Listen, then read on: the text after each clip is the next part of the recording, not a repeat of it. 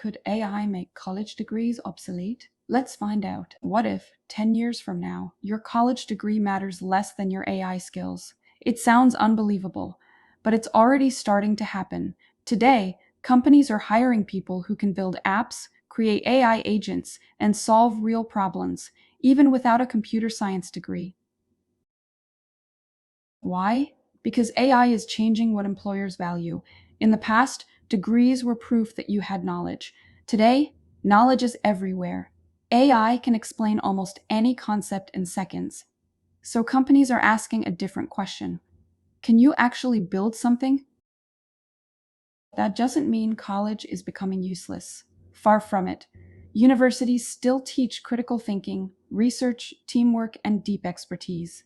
But a degree alone may no longer be enough. In the AI era, your portfolio, your projects, and your ability to learn continuously may matter just as much. The future won't belong to the people with the most credentials. It will belong to the people who never stop learning.